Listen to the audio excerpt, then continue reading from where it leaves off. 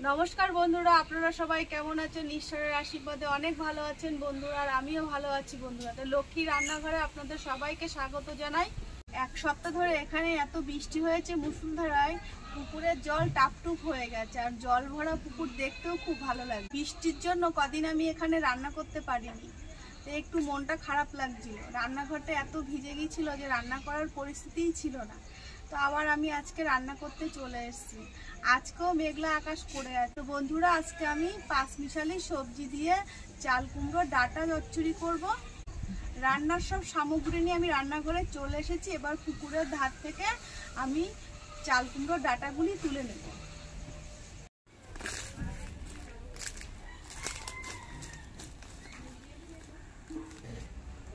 এই যে বন্ধুরা চাল কুমড়োর ডাঁটাগুলি কেটে নেব।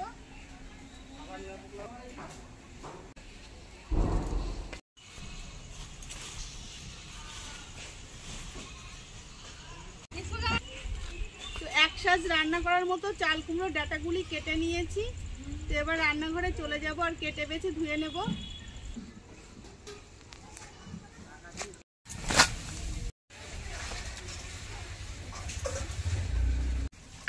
চাল কুমড়োর আঁশগুলি ভালো করে ছাড়িয়ে নিতে হবে, নাহলে সিদ্ধ হবে না। ডাঁটা এই কচি কচি চাল কুমড়োর পাতাগুলো নিয়ে নেবো, রান্না করলে খেতে খুব ভালো লাগে। আর এর সঙ্গে এই ফুলগুলোও নিয়ে নেব।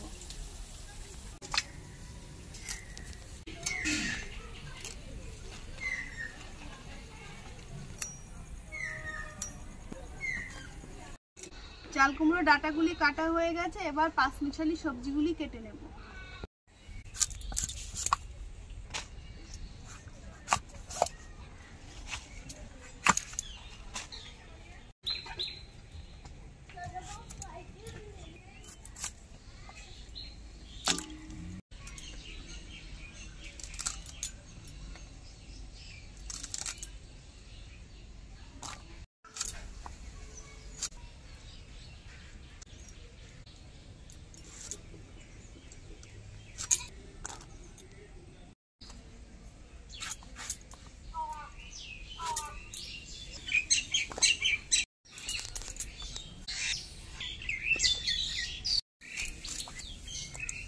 পাঁচমিশালি সবজিগুলি বানানো হয়ে গেছে। বন্ধুরা পাঁচমিশালি সবজি দিয়ে চাল কুমড়ো ডাঁটা চচ্চড়ি আমি নিরামিষভাবে রান্না করব। আর কিভাবে এই রান্নাটা করব পুরো রান্নার ভিডিওটা দেখতে থাকুন। আশা করি আমার রান্নার ভিডিওটা আপনাদের ভালো লাগবে। আর এই চাল কুমড়ো ডাঁটা চচ্চড়ি আপনারা শুধু ডাঁটা চচ্চড়ি হিসেবেও রান্না করতে পারেন, কিন্তু পাঁচমিশালি সবজি দিয়ে চাল কুমড়ো ডাঁটা চচ্চড়ি রান্না করলে খেতে অসাধারণ লাগে। আর দেরি না করে এবার রান্নাটা শুরু করে দেবো। উনুন ধরে গেছে, এবার কড়াই বসিয়ে দেবো। আর কড়াইতে একটু জল দিয়ে দেবো, দিয়ে চাল কুমড়োর ডাঁটাগুলি গরম জলে 5 মিনিট মতো ফুটিয়ে নেব। ফুটিয়ে নিলে চাল কুমড়োর ডাঁটার যে গন্ধ আছে সেই গন্ধটা চলে যাবে।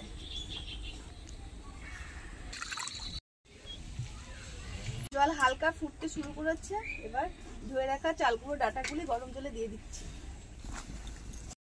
গরম জলে 5 মিনিট মতো চাল কুমড়োর ডাঁটাগুলি ফুটিয়ে নিয়েছি, এবার নামিয়ে নেব। চাল কুমড়োর ডাঁটাগুলি পেটেতে জল ঝরতে দিয়েছি। এবার কড়াইতে সরষের তেল দিয়ে প্রথমে বড়িগুলি হালকা করে ভেজে নেব। কড়াইতে সরষের তেল দিয়ে দিচ্ছি। কড়াই সরষের তেল দিয়েছিলাম, গরম হয়ে গেছে, এবার বড়িগুলো দিয়ে দিচ্ছি। বড়িগুলি ভাজা হয়ে গেছে, তুলে নিচ্ছি। তেলে ফোড়নে দেবো পাঁচফোড়ন আর শুকনো লঙ্কা। তেলে ফোড়নের পরে ধুয়ে রাখা পাঁচমিশালি সবজিগুলি দিয়ে দেবো তেলে।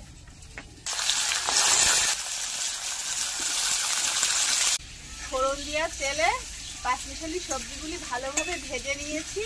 এবার চাল কুমড়োর ডাঁটা আর ভেজে রাখা বড়িগুলি এই পাঁচমিশালি ভাজা সবজির মধ্যে দিয়ে আবার একটু 5 মিনিট মতো ভেজে নেব।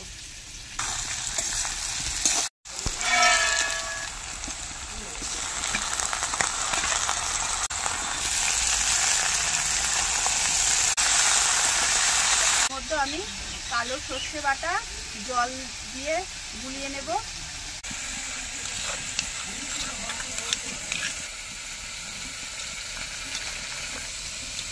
পরিমাণ মতো লবণ দিয়ে দেবো সর্ষের জলে। আর দিয়ে দেবো হলুদ গুঁড়ো। এভাবে নাড়িয়ে চাড়িয়ে নিচ্ছি। 5 মিনিট মতো সব সবজিগুলো তেলে ভাজা হয়ে গেছে, আর কালো সর্ষের জলও আমার রেডি করা হয়ে গেছে।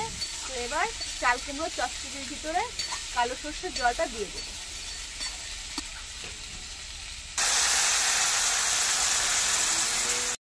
সবজির সঙ্গে কালো সর্ষের জলটা একটু খুন্তি দিয়ে নাড়াচাড়া করে নেবো। উনুনে জাল দিতে থাকবো আর উপর থেকে ঢাকা দিয়ে দেবো, যাতে চাল কুমড়ো ডাঁটা চচ্চড়ি ভালোভাবে মজে। যত ভালো মজবে খেতে ততই ভালো লাগবে। মাঝে মাঝে ঢাকনিটা তুলে একটু নাড়াচাড়া করে নেবো, যাতে রান্নাটা তাড়াতাড়ি হয়ে যায়। একটু খুন্তি দিয়ে একটু নাড়াচাড়া করে নিয়ে আবার ঢাকা দিয়ে দেবো।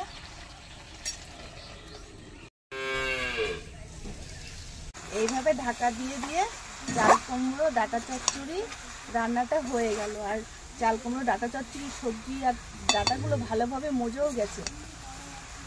চাল কুমড়ো ডাঁটা চচ্চড়ি রান্নাটা হয়ে গেছে। তো চাল কুমড়ো ডাঁটা চচ্চড়ি তো আমি নিরামিষভাবে রান্না করছি। নিরামিষ জিনিস একটু চিনি দিলে খেতে অসাধারণ লাগে। তা আমি একটু চিনি দিয়ে দেবো, 1 চামচ মতো চিনি দিয়ে দিচ্ছি। এবার একটু নাড়িয়ে চাড়িয়ে উনুনে আরো 5 মিনিট মতো রেখে তারপরে নামিয়ে নেব। 5 মিনিট মতো হয়ে গেছে। তো চাল কুমড়ো ডাঁটা চচ্চড়ি রান্নাটা হয়ে গেছে, এবার নামিয়ে নেব। 5 মিশালি সবজি দিয়ে চাল কুমড়ো ডাঁটা চচ্চড়ি রান্নাটা হয়ে গেছে। এবার ভাত দিয়ে খেয়ে দেখবো খেতে কতটা স্বাদ হয়েছে।